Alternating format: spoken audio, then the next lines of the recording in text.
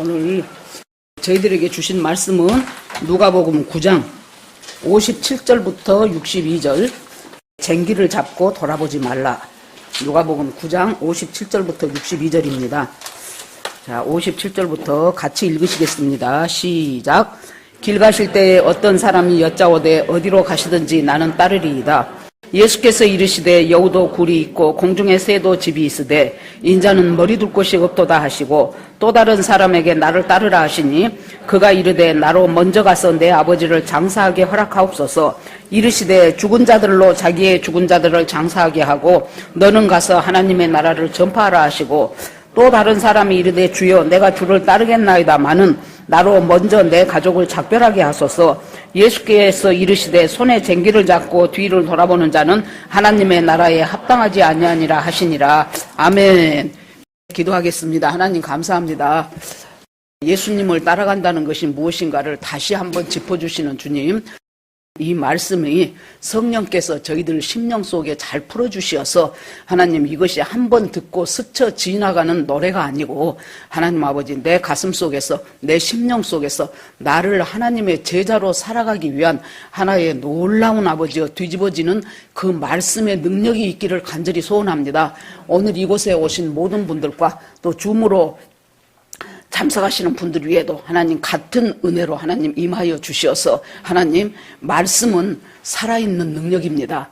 말씀은 우주를 창조하신 것입니다. 하나님 아버지 한 번 잘 드린 예배가 한 사람의 인생을 바꾸는 것이 많습니다. 하나님 아버지 이 예배를 우리 주님께서 인도해 주실 것을 믿고 사모하며 예수 그리스도 이름으로 기도합니다. 아멘. 예, 인사하시겠습니다. 우리는 복받은 사람들입니다. 네, 오늘 또 은혜 주실 줄 믿습니다. 오늘 누가복음 9장은 예수님의 3년 반 공생애 중에서 마지막 부분에 해당합니다. 지금 끝부분에 와 있어요. 그래서 9장 1절에 보면은 이제 예수님이 많은 사람들에게 병도 고치고 또 베드로 장모의 열병을 고쳐주니까 그 말씀 그냥 간단히 마가복음엔 한 2줄로 나왔어요. 베드로 장모의 열병을 고치심에 그 장모가 수종들더라 그랬어요.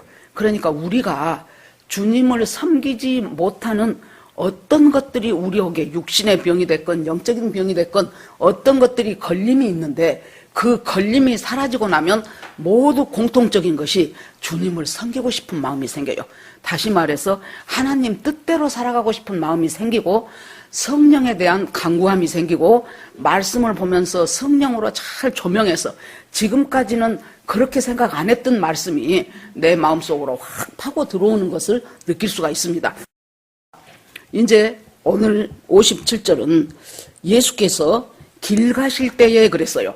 저는 이 길 가실 때라는 것이 참 많은 것을 함축하고 있다고 봅니다.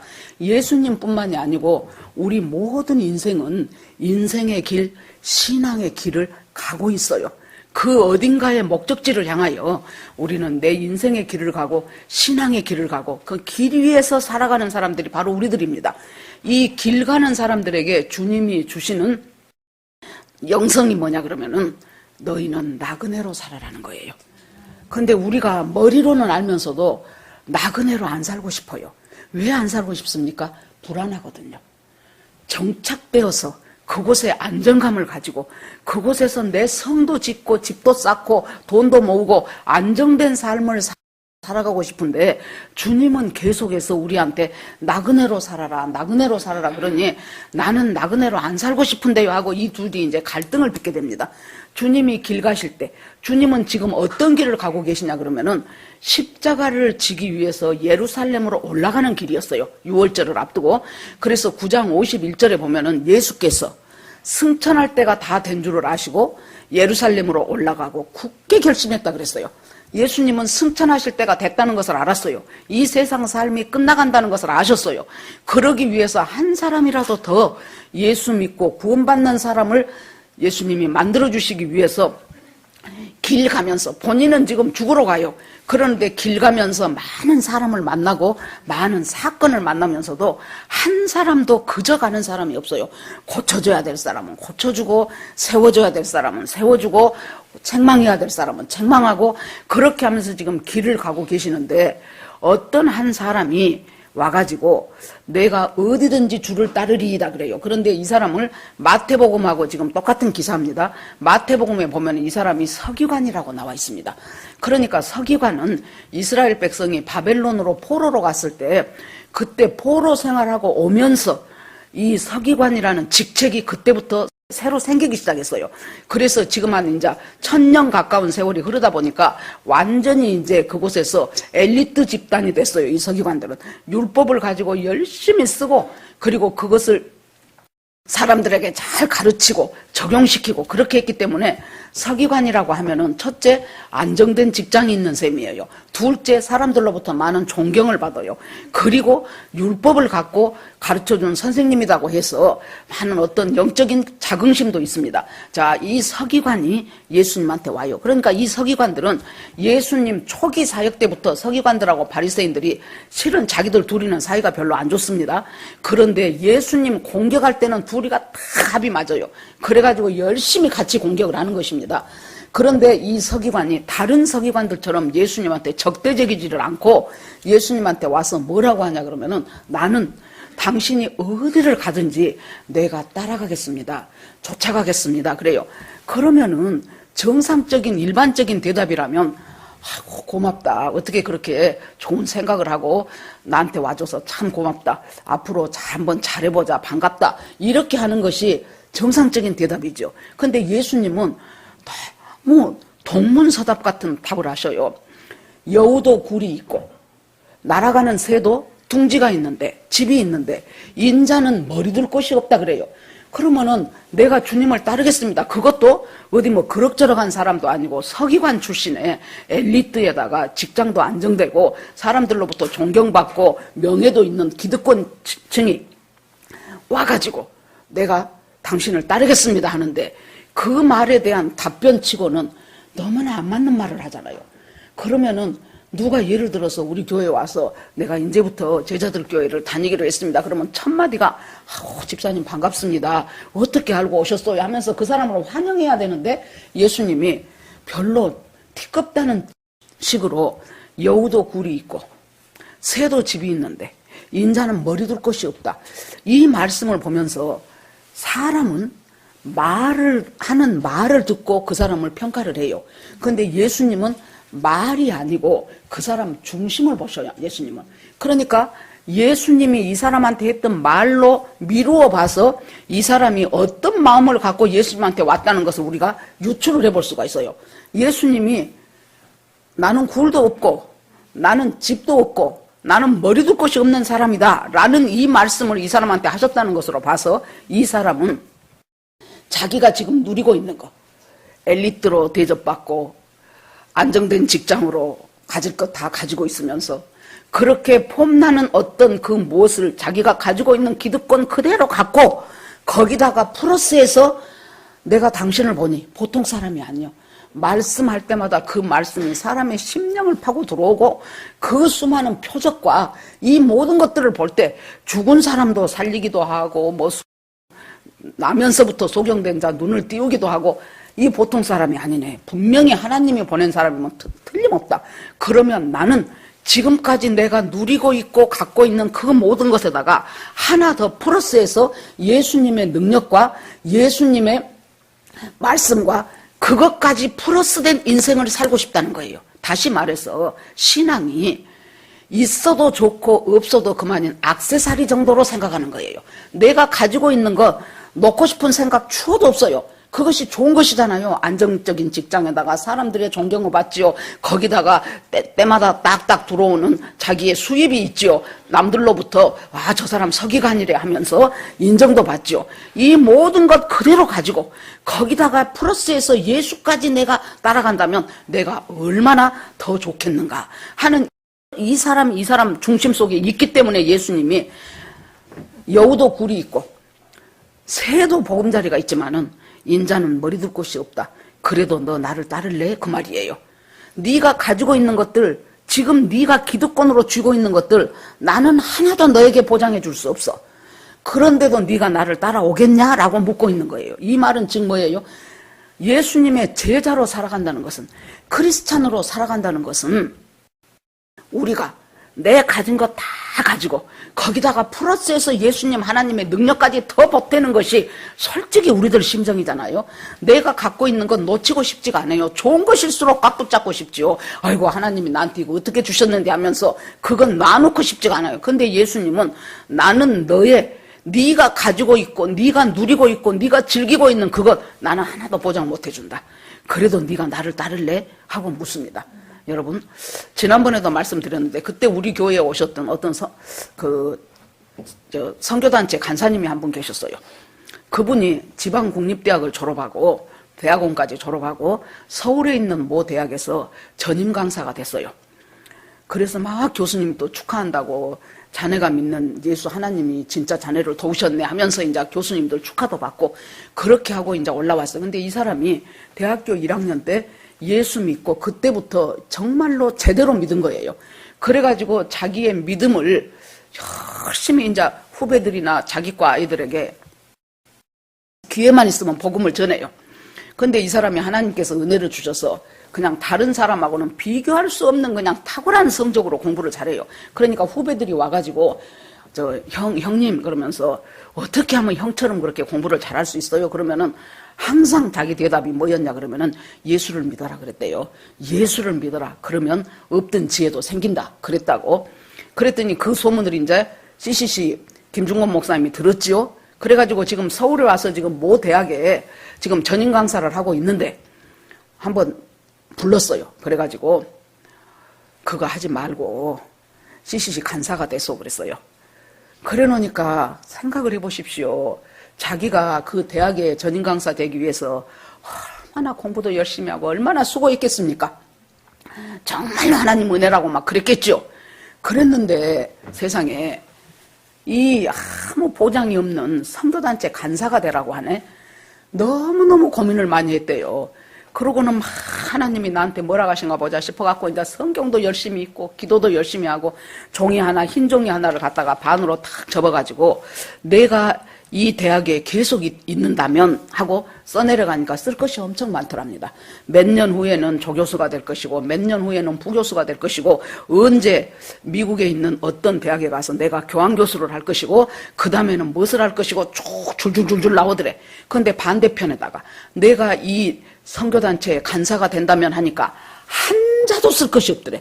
전혀 보장이 안 되는 거예요. 한자도 쓸 것이 없어. 월급도 정해지지 않았어요. 내가 사람들한테 갖고 나 후원해주라 그래가지고 그 후원한 그것을 갖다가 자기 그러니까 많이 나오면 많이 나온 적도 없지요. 많이 쓸 수 있고 적게 나오면 적게 써야 되고 없으면 이렇게 한마디로 말해서 온전히 머리 둘 곳이 없어요. 머리 둘 곳이 오직 하나님 하나한테만 집중하고 몰입해서 하나님의 능력을 구하면서 살아가는 삶인데 너 그거 가능하냐 그거예요. 그래서 이제 얼마나 고민되겠습니까? 여러분이라고 생각을 해봐요.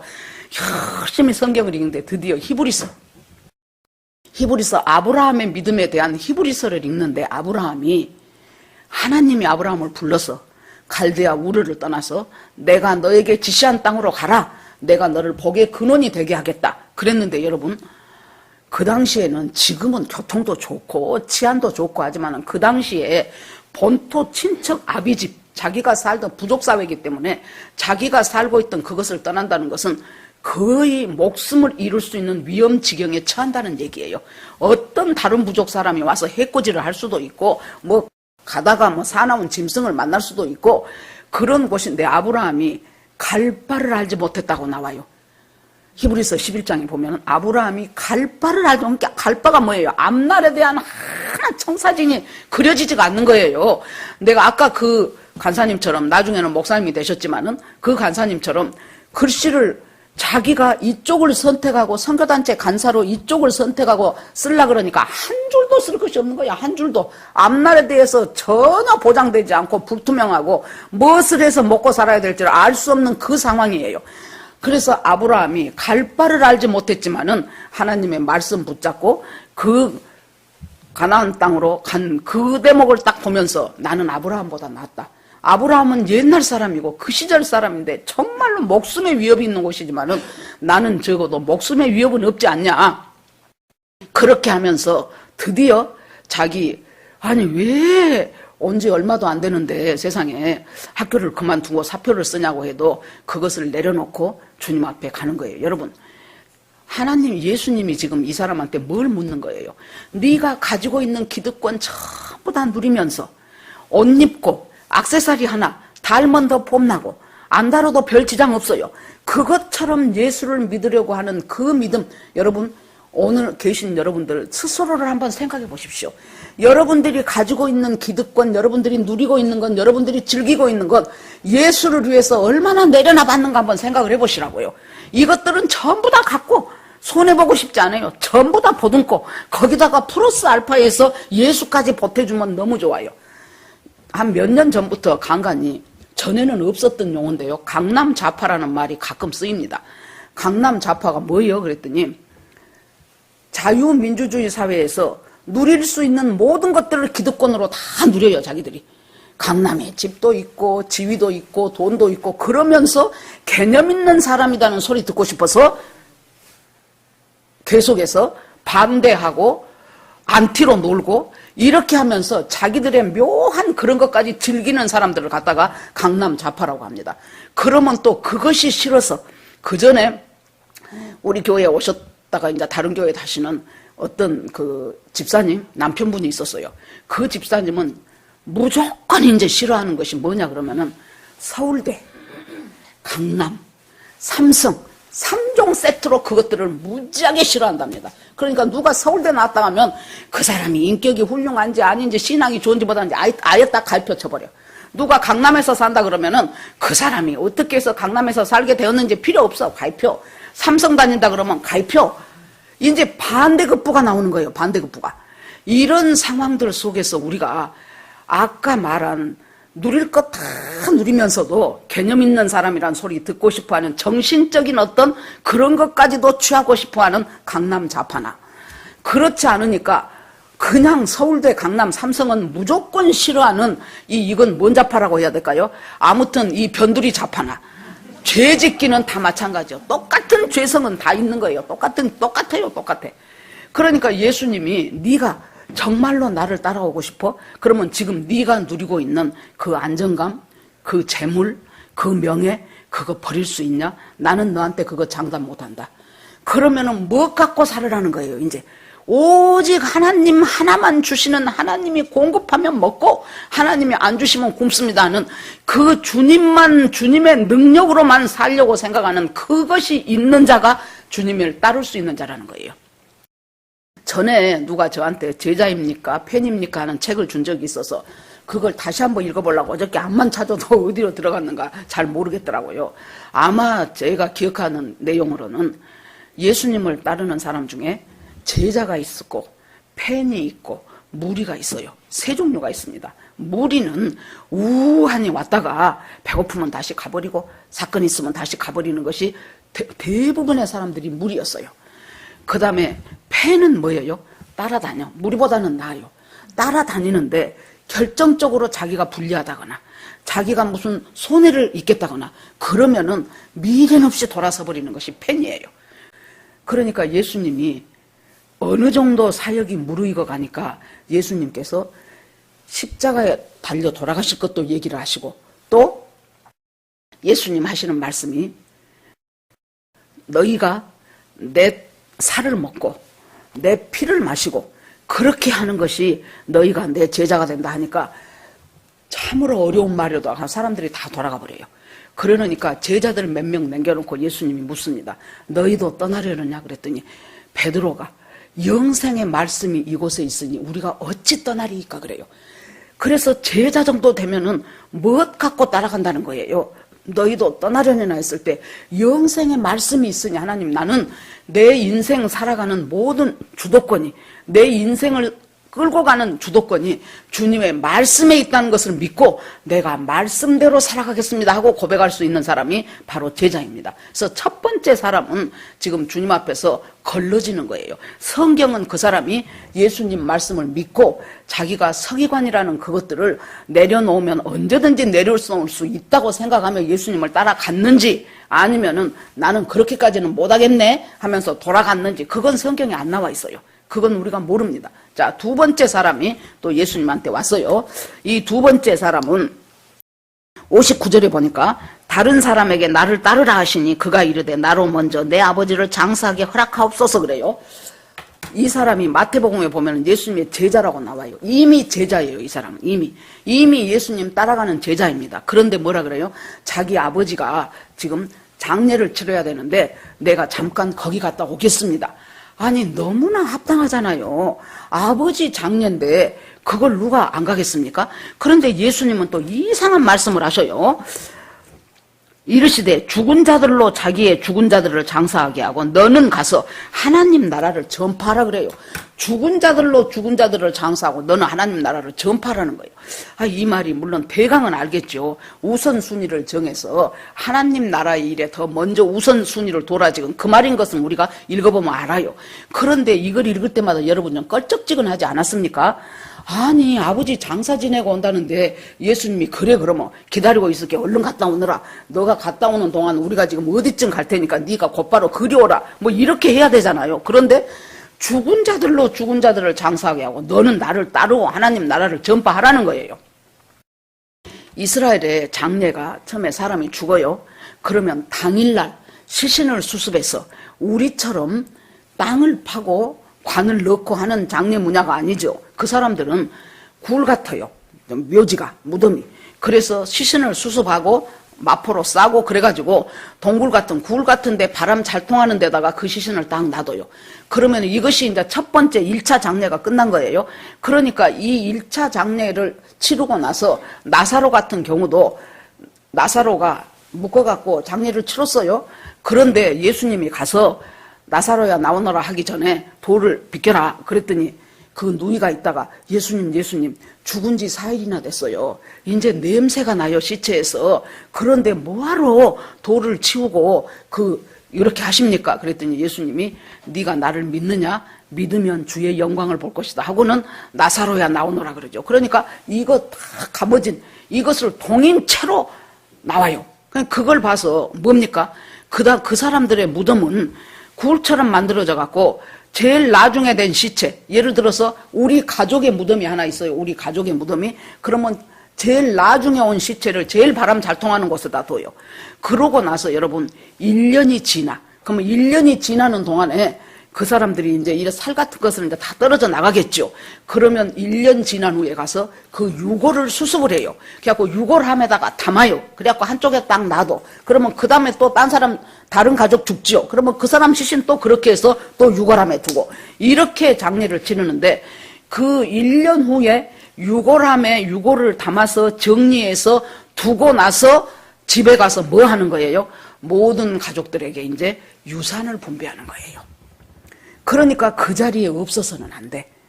이 아버지의 유산을 받기 위해서 그 자리에 꼭 참석을 해야 된단 말이에요.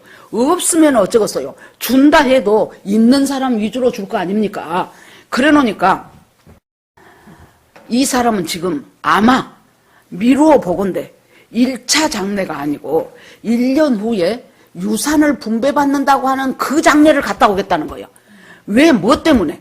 자기가 그곳에 참석하지 않으면은 분명히 아버지 유산이 자기한테 적게 오거나 안 오거나 이런 불이익을 당해야 되기 때문에 어떤 일이 있어도 거기에는 꼭 참석을 하겠습니다예요. 그러니까 주님이 뭐라 그래요? 죽은 자들로 죽은 자들을 장사하게 하고 사람은 이미 죽은 자와 죽어가고 있는 자와 둘 중에 하나예요. 우리 인간은. 그런데 그 아버지 시신 놓고 1년 지내가지고 형제들끼리 나는 장남이니까 내가 더 많이 갖고 너는 더 적게 갖고 그 유산 분배하면서 여러분 보세요. 대체적으로 형제들한테 언제 싸움 난 줄 압니까? 장례식 끝나고. 아버지 장례식 끝나고 집에 돌아와가지고 이제 거기서 그동안 서운했던 것. 내가 큰아들이라고 해서 받은 것도 없는데 내가 지금까지 부모 모셨는데 그러면 당연히 이 집은 내 것이 되어야지. 이제 큰아들이 그렇게 말해요. 그러면 이제 그 다음에 이제 둘째 아들이 뭐라 그래요? 형이 큰아들이기 때문에 얼마나 많이 누렸어. 우리는 못 나온 대학 형이 나왔잖아. 그리고 형 처음에 결혼할 때 아버지가 집에서 뭐 얼마나 많이 해줬어. 나는 전세방 하나밖에 안 얻어줬어. 형이 모시는 것 당연하지. 모시는 것 많이 받았으니까, 많이 모셨으니까 집을 온전히 형이 가진다고 하면 안 돼. 반은 형이 갖고 반은 우리들한테 물려줘야 돼. 그러면 이 자식 시건방지네, 싸가지 없네. 그러면은 형이 싸가지 없이 말을 하잖아. 그러고는 이제 거기서 이제 그동안 서운했던 거 전부 나오는 거예요. 그러면 또 뭐라 그러면 시집간 딸이 왜 너희들만 봤냐? 성가신 일, 귀찮은 일은 전부 우리 시키대? 전부 시집간 딸들 오라 그래갖고 이거 해라 저거 해라 밤매라 콩매라 해갖고 부려먹기는 신나게 부려먹고 왜 자산은 너희들만 가져? 어느 집집이나 약간의 차이는 있어. 그래도 이것 때문에 문제가 많이 생깁니다. 그러니까 지금 그 짓거리 하러 가겠다는 거요. 예수님의 제자라고 예수님 따라다니는 사람이 어째요? 뭘 못 버리는 것입니까? 재물에 대한 욕심. 이 유산을 내가 가져야 돼. 여러분, 가정에서 이런 일이 있을 때 어느 누구 한 사람, 기득권을 주장해도 분명한 어느 누구 한 사람이 그때 탁 포기를 해버려야 돼요. 제가 그 12월에 순천 하나교회 설립예배 가가지고 거기서 이제 우리 언니 딸 조카 집에를 들렸어요. 그 시아버지가 자그만치 101살이에요.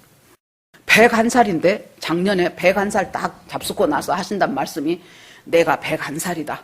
그래도 사람이 105까지는 살아야지야. 이 며느리 모시고 사는 며느리 힘든 것은 전혀 모르고 그렇게 하고 이제 아무튼 어찌됐건 그 할아버지가 이제 돌아가셨어요. 그래가지고 이제 온 형제들이 모였어요. 조카 얘기를 들어보니까 단 하루도 모셔본 적도 없고 돈 10,000원도 다른 형제는 줘본 적도 없다는 거예요. 그러는데 제일 큰 장남 며느리가 와갖고 분명히 아버지가 통장을 다른데 또 하나 놔뒀을 것으로 안다. 통장 있는 거 다 내놔라 그러더래요. 이게 모시고 산 작은 며느리는 얼마나 열받겠습니까? 그래가지고 아무튼 전부에서 시아버지 통장에 남아있는 돈이 한 1,500 정도 남았대요. 그래서 이제 우리 조카 그 사위가 어떤 식으로든지 다른 자식들은 다 아버지한테 비슷비슷하니 1,500, 2,000 그 정도씩을 아버지 살아생전에 다 가져갔대요. 그런데 제일 막내만 이것을 못 받았다. 그러니까 이것은 막내 몫이다. 그래갖고는 그 1,500을 전부 막내가 가져라 했답니다. 그래 놓으니까 내가 먹겠다. 내가 모시고 살았으니까 이건 내 것이다 했다면 문제가 많이 생겼을 텐데 내 것을 포기해버리고 못 받은 막내에게 죽었다 하니까 이분 나와도 할 말은 없는 거예요. 그러니까 우리가 집안에서 이런 분쟁이 생길 때 중요한 것은 어느 누구 예수 믿는 사람 하나가 믿음 좋은 사람 하나가 뭘 해야 돼요? 내 것을 포기해야 돼요.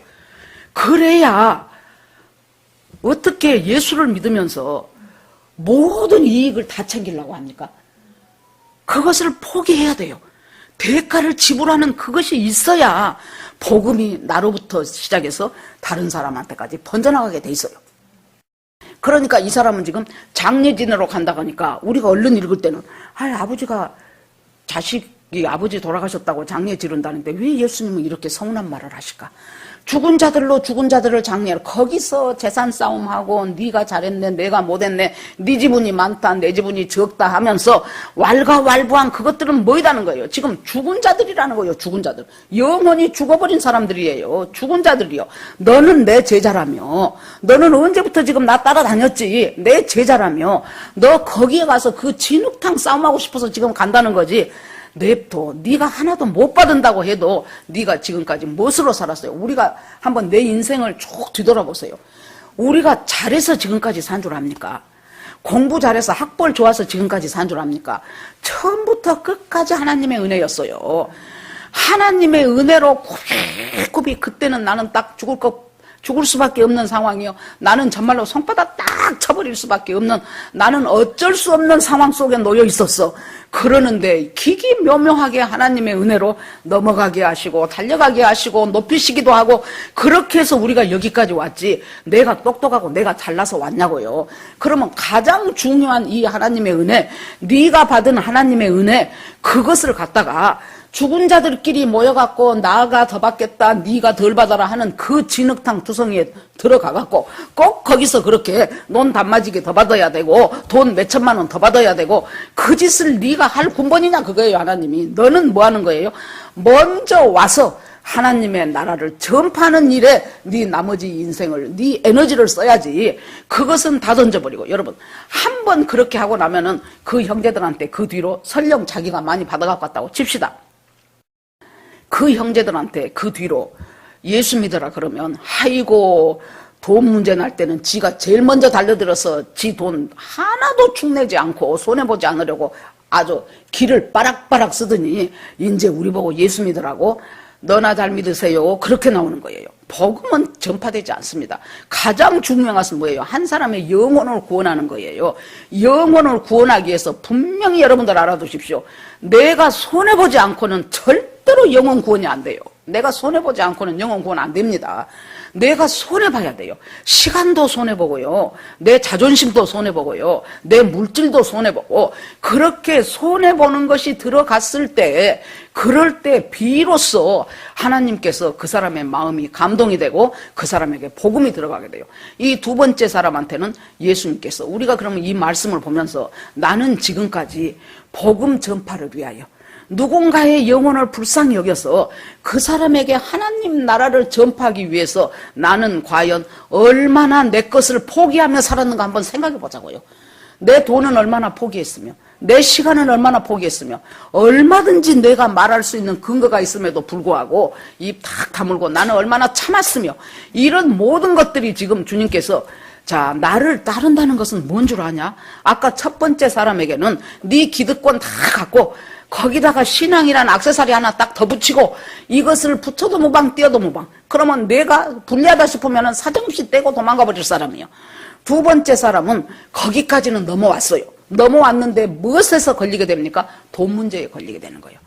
내가 응당히 받아야 될 돈이라고 생각을 하는 거지요. 그 장남이라고 생각을 해보세요. 당연히 모시고 살았지요. 뭐 응당 받아야 될 돈이라고 생각을 하는데, 여기에서 죽은 자들끼리 다투는 그 일에 너도 같이 다투어서 진흙 속에서 구르지 말고, 한번 그렇게 되면은 그 사람의 영성은 심리 밖으로 달아나 버리는 거예요. 그러고 그때 오고 가는 말들 가운데서 얼마나 상처 주는 말들이 생기지요. 기분 나쁜 소리 생기지요. 그동안 내 수고에 대해서는 하나도 모르는 말 생기지요. 이런 것들을 보면서 순간순간 분노가 솟아올라요. 여러분, 분노와 화가 솟아오르게 되면은 어떻게 됩니까?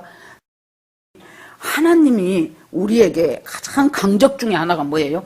너희가 분을 내어도 너희가 분노하지 말고, 분이 나와도 해지기 전에, 분이 나오면 화내지 말고, 화가 나와도 그날 날새기 전에 그것을 다 풀어버리라는 거예요.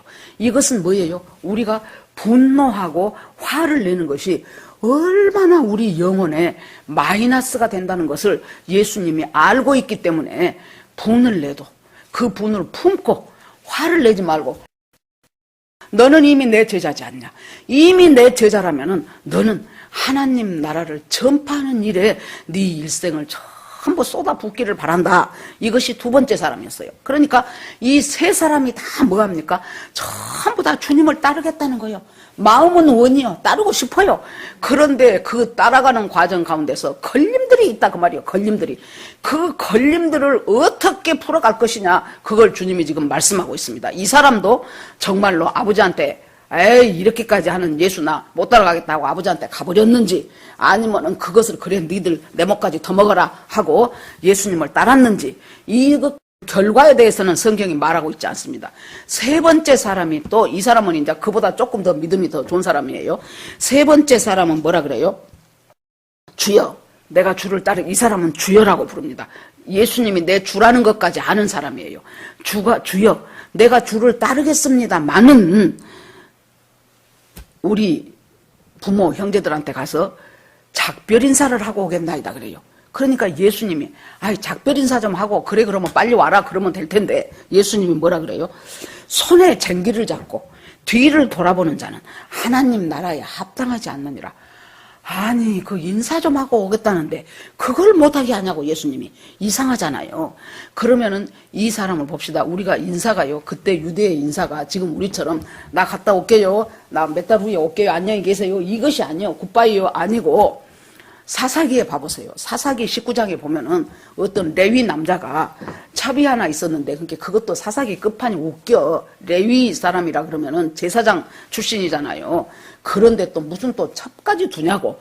그랬는데 그 여자가 또 음행을 했어. 그러니까 그 여자를 갖다가 어째요? 처갓집에 보내버렸어요. 화가 나서. 한 몇 달 지내고 나니까 내가 좀 심했나 싶어갖고 다시 찾으러 갔지요. 그러면 가갖고 장인어른이 대접해 둔 음식 식사하고 하룻밤이나 있고 그러고 같이 오면 되는데 3일을 먹고 마시고 즐겨요. 그러고 4일째 되니까 장인이 또 잡어. 좀 더 있다 가라 그래요. 먹고 마시고 즐겁게 하고 가라 그래요. 그날 또 넘어가. 5일 되니까 또 뭐라 그래요? 아이고 일찍 가지 말고 여기서 먹고 마시고 기운도 해갖고 좀 서늘할 때 가라고. 그러니까 5일 동안을 민기적거리다가 서늘할 때 돼서 가갖고 조금 가니까 기부하에서 캄캄한 밤이 돼버렸잖아요. 그 밤이 되었을 때 그 기부하 백성들이 달라들어서 이 여자를 집단 융간을 해가지고 이 여자가 죽었잖아요. 그래서 화가 나서 이 사람이 시체를 12토막을 내가지고 12지파한테 다 보냈던 엄청난 사건이 무엇에서부터 출발합니까? 이별하는 문화에서 출발을 한다니까요. 그때 하룻밤 자고 아침 일찍 동트면은 여기서부터 출발해서 우리 산대까지 가려면 적어도 몇 시간이 걸리니까 밤 되기 전에 일찍 출발해서 가겠습니다 하고 데리고 왔었어야 하잖아요. 이런 것이 지금 거기에 그 이별하는 문화였던 것 같아요. 그러니까 이 사람이 가갖고 뭐라 그래요? 가가지고 우리 부모한테도 인사하고 하룻밤 또 먹고 마시고 즐기고 그리고 또 그 다음에는 형제들하고 또 인사하고 그 다음에는 일가 친척들한테 또 다 인사하러 다니고 그렇게 하면 5, 6일이 벌써 지나가는 거예요. 그렇게 하겠다는 거예요. 여러분 이것이 뭐예요? 우리가요 참 가장 끊기 어렵고 힘든 것이 가족입니다. 왜 그렇습니까? 피가 통해 있잖아요. 피를 통한 자식이고 피를 통한 부모기 때문에 제가 이렇게 여러 사람을 나이도 이제 먹을 만큼 먹고 목회도 이제 어느 정도 하고 그러면서 느껴지는 것이 믿음도 참 좋아. 믿음도 신실해. 그러는데요. 그것이 자기 부모, 자기 자식하고 딱 연결되죠. 그러면 이 사람이 평상시에 알고 있었던 사람이 아니더구만. 무조건 아무리 자기 어머니가 잘못하고 자기 자식이 잘못해도요. 무조건 자식 편 들고 무조건 어머니 편 들고 무조건 남편 편 들어요. 이 대목이 걸려있으면 여러분 전진을 못한단 말이에요. 물론 내 부모 자식 형제니까 배려해주고 싶고 변명해주고 싶고 그러고 믿어주고 싶고 그건 당연하지요. 그러나 중요한 것은 내 가족과 내 자식과 내 부모를 뭘로 봐야 돼요? 내가 가지고 있는 인정이라는 관점에서 보시면 안 돼요. 무엇으로 봐야 돼요? 구원의 관점으로 봐야 돼요. 구원의 관점으로. 이 죄악 때문에 내 남편은 구원에서 멀어지는구나. 이 악한 습관 때문에 내 자식은 하나님으로부터 멀어져 가는구나. 이 잘못된 이것 때문에 내 어머니는 많은 사람을 복음으로부터 오게 할 수 있다가 그 사람들을 떨쳐버리는 결과를 갖는구나. 이걸 분명히 파악을 하셔야 돼요. 분명히 파악을 하고 뭐 해야 됩니까? 미워하란 말이 아니죠. 그걸 파악하고 이제부터 그 가족의 죄성을 놓고 기도하기 시작해야 돼요. 내 딸이니까 무조건 오라. 아이고 앞으로 잘 되겠지. 앞으로 잘 될지 안 될지 어떻게 알아. 앞으로 지가 이제 크면 잘 알아서 하겠지. 잘 알아서 할 수도 있고 잘 알아서 안 할 수도 있어요. 그건 알 수가 없는 거예요. 그래서 냉정하게 복음의 잣대로 내 가족들을 판단하십시오. 복음의 잣대로 우리 어머니는 참 인정은 많은데 제가 우리 어머니 얘기를 가끔 하잖아요. 35에 이제 과부가 됐잖아요. 6.25 때 이제 아버지 전쟁에 나가서 돌아가셔가지고 그러고 이제 저는 아버지 얼굴을 모르고 태어났어요. 엄청 어머니가 희생적이고 헌신적이고 생각을 해보세요. 그 시절에 제가 막내인데 1950년생인데 이 막내인 저를 자식 5을 다 우리 어머니가 그 시절에 대학까지 보낼 때 우리 어머니가 보통 사람입니까? 정말 하도 일을 많이 해서 손에 지문도 없었다니까요. 그렇게 훌륭한 어머니인데 단점은 뭐냐 그러면은 끊고 맺고를 잘 못해. 특히 자식들에 대해서. 자식들이 하는 것은 뭐든지 옳은 줄 알아. 그것이 크게 도움이 되기도 했지만은 어떤 경우에서는 그 자식들한테 독이 되기도 했어요. 우리 어머니를 생각하면 참 훌륭하신 분이에요. 그런데 그 어머니가 자식들이 이렇게 뭔가 탈선을 하려고 할 때, 뭔가 잘못된 길을 가려고 할 때 앉혀놓고 네가 지금 이것은 잘못되고 있다. 너 이렇게 되면 나중에 큰일 난다. 하고 말할 수 있어야 돼요. 자식이기 때문에 무조건 그래 맞아 오냐 하면 그 자식 꼬라지가 뭐가 됩니까? 어른 되고 난 뒤 아들을 그렇게 키워놓죠. 나중에 죄 없는 남의 집 딸 데려와갖고 고생 무지하게 시키는 거예요. 여러분, 여기에 있는 남자분들 중에서 자기 부모가 자기를 그냥 네가 최고다 그렇게 키워서 커온 사람들이 있습니까?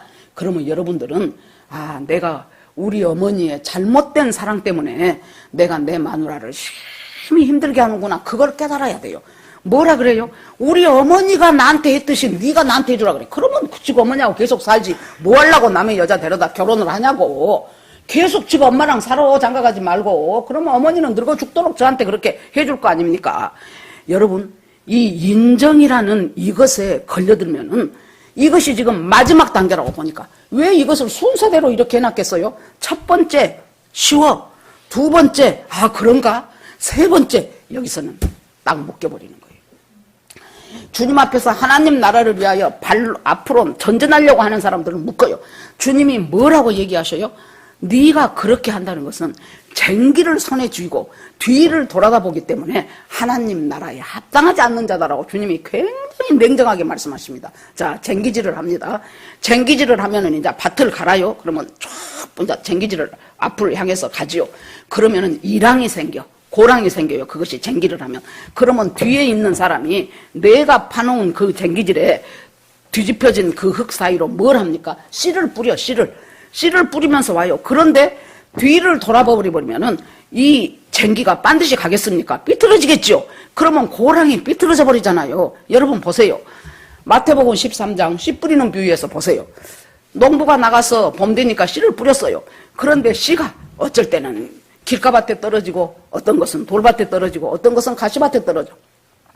장소는 다 달라요. 그래도 결과는 똑같아요. 뭐 하나도 결실을 못했다는 거예요. 우리가 지금 주님의 제자로서의 결실을 하기 위해서 주님의 제자로 살아가야 되는데요. 내가 때로는 길가밭이고 때로는 가시밭이고 때로는 돌밭이요. 결과적으로는 그럴듯해요. 가시밭까지 와보세요, 여러분. 그럴듯합니다. 이파리도 너울너울하고 어떻게 보면 꽃도 좀 필라 그러고. 그런데 결과적으로 그것들이 발목들을 잡아가지고 열매를 못 맺어요. 열매를 못 맺은다는 것이 무엇입니까? 지금 주님의 제자로서의 삶을 못 살아간다 그 말이에요. 저는 이 말씀을 보면서 이 세 가지 경우가 다 내가 해당이 되구나. 어떨 때는 내 기득권 다 갖고 거기다가 플러스해서 예수님이 주신 귀한 것까지 하나 딱 액세서리로 달고 가고 싶어하고, 어쩔 때는 그럴듯하니 겉으로 이 사람들 말한 데서 하자 있습니까? 하자 없어요. 우리 아버지 장례 지내야 되니까 내가 갔다 오겠습니다. 안에 속으로는 뭐 숨기고 있어요? 나도 가갖고 내 재산 아버지가 남겨놓은 거 빨리 내 유산 내 앞으로 잘 받아야지. 깐따가다 내 거 없어져. 그 탐욕 딱 속에다 넣어놓고는 겉으로는 아버지 장례에 가봐야 되겠습니다. 이렇게 우리를 포장해서 말하고 포장해서 드러날 때가 얼마나 많았냐고요, 지금. 아이고, 목사님은 그랬나 보네. 나는 한 번도 그런 적 없는데요. 그런 표정하고 있는 것들 다 가짜예요, 여러분들.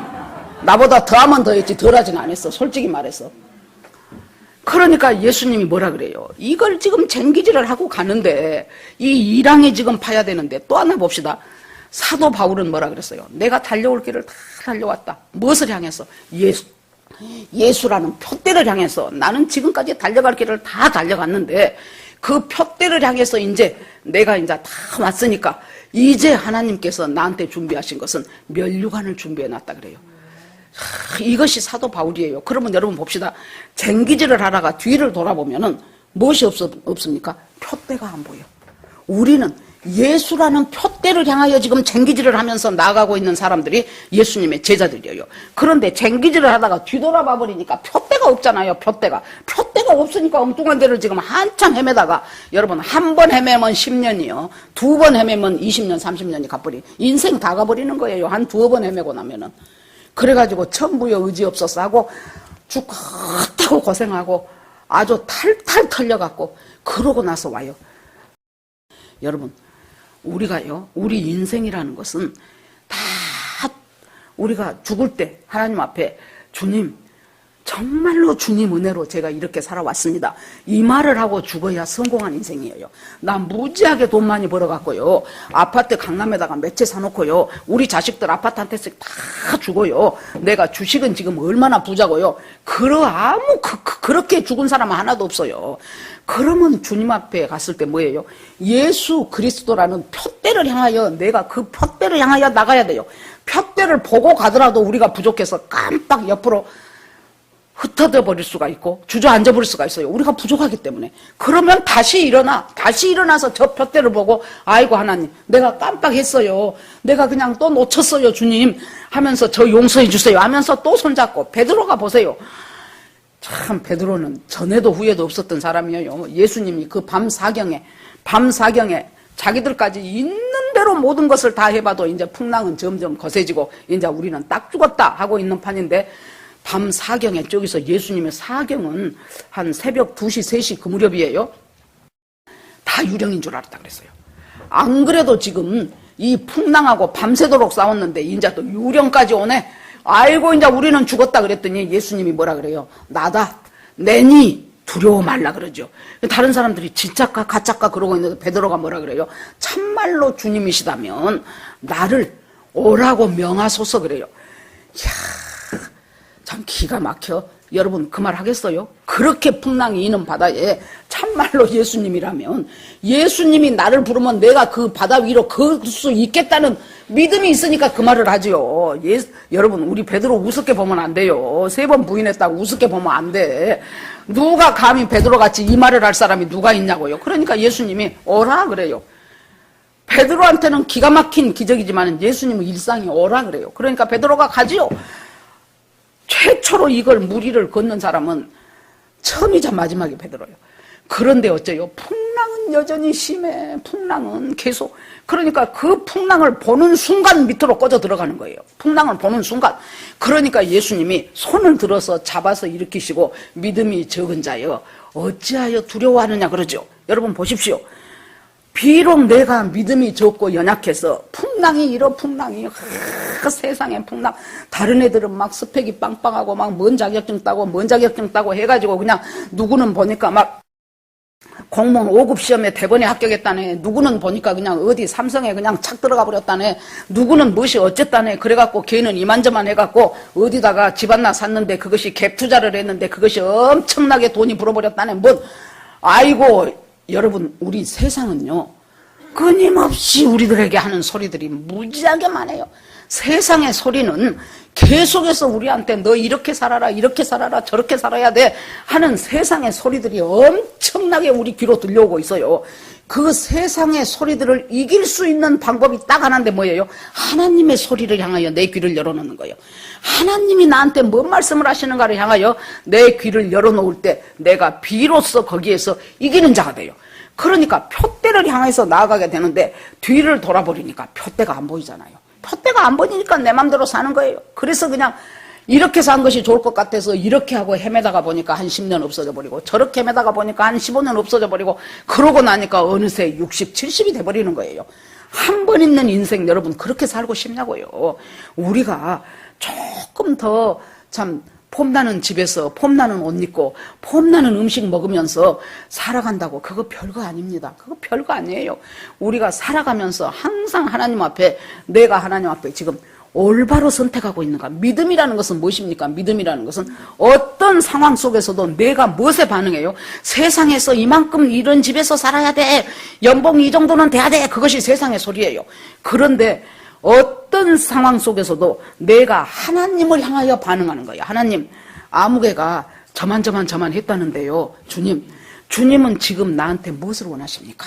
하나님, 내가 어떻게 살아가기를 하나님이 원하십니까? 하면서 어떤 상황 속에서도 내가 하나님 앞에 반응하는 것이 믿음이에요, 여러분. 그 반응이 없으면은 다 가. 아까 그 사람은 믿음이 액세서리냐 그러니까 아이고 나는 내가 가지고 있는 거 다 갖고 싶어 하니까 그 사람은 예수님 못 따라가요. 두 번째 사람은 아이고 유산이 얼만데 그것이 한두 푼이에요 지금.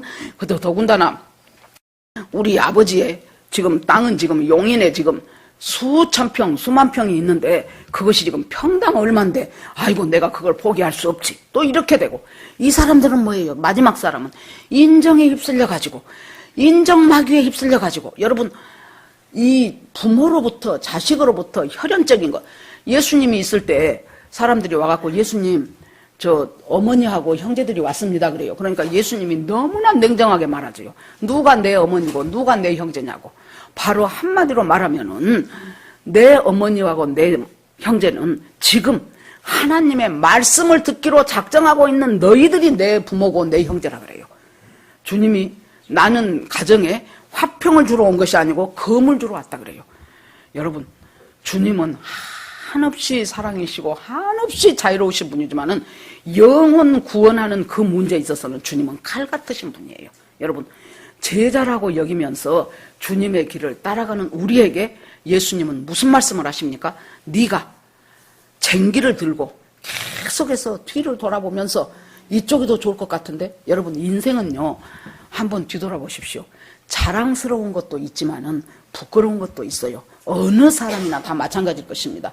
그래도 그때 내가 그것은 참 잘했어 이런 부분도 있고 어떤 부분은 그냥 지울 수만 있으면 지우개로 지우고 싶네. 내가 그때 왜 그렇게 엉터리 같은 선택을 했을까? 내가 왜 그때 그런 말을 해갖고 쓸데없는 소리를 했을까? 부끄러운 것도 자랑스러운 것도 그것들이 내 발목을 잡게 하지 말라는 거예요. 그것들을 뒤돌아보면서 내 발목을 잡아가지고 쟁기가 앞으로 나가는 것을 방해하지 말라는 거예요, 우리한테. 그래서 우리는 죽어라고 예수 그리스도를 붙잡고 가야 되는데 여러분 이렇게 말하면 말은 맞는 말인데 어떻게 하라는 말입니까?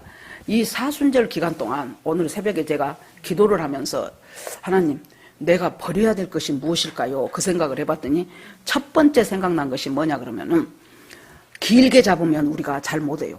사순절 끝나가는 기간만이라도 사람에 대한 판단이나 비판을 밖으로 내보내는 것 말고라도 내 속으로라도 저 사람 웃겨랄지 쟤 왜 저러냐랄지 이런 것을 일체 하지 않겠습니다.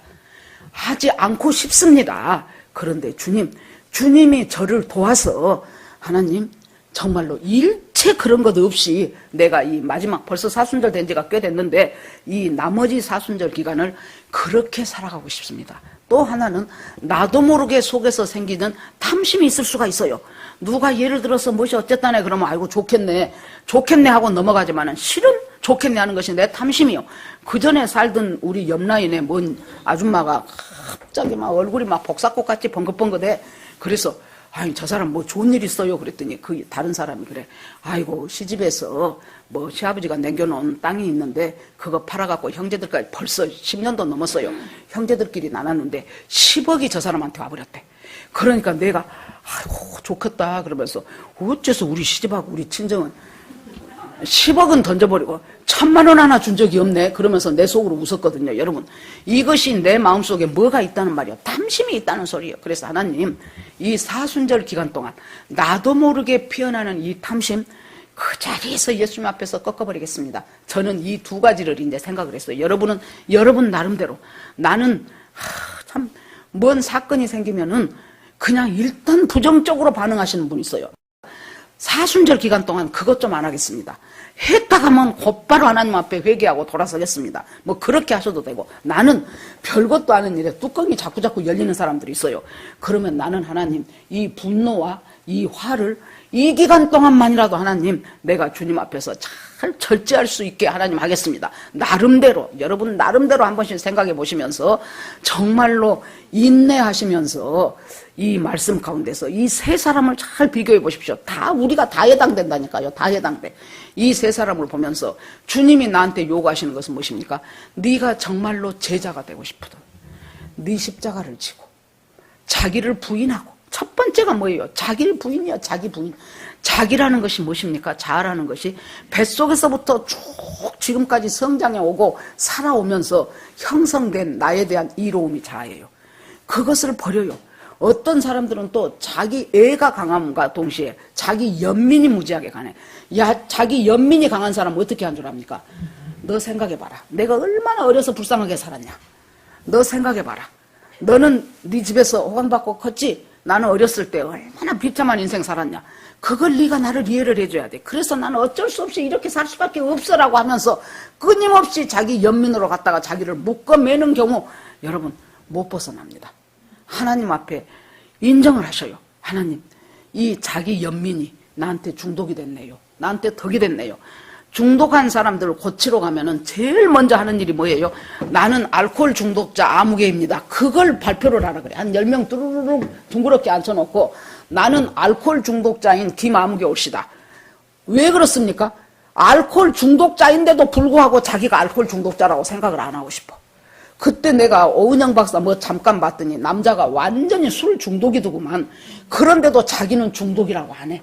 그러니까 중독인 사람들이 공통점이 뭐예요? 자기는 중독이 아니라는 거예요. 자기가 마음먹으면 끊는다는 거예요. 마음먹어도 안 끊어지니까 중독이 된 거 아닙니까? 아편도 마찬가지요. 운동 중독도 마찬가지요. 섹스 중독도 마찬가지요. 그래가지고 이때 이 말초적인 그 무엇인가가 딱 자극이 되었을 때 여러분 아드레날린이 분비를 해요.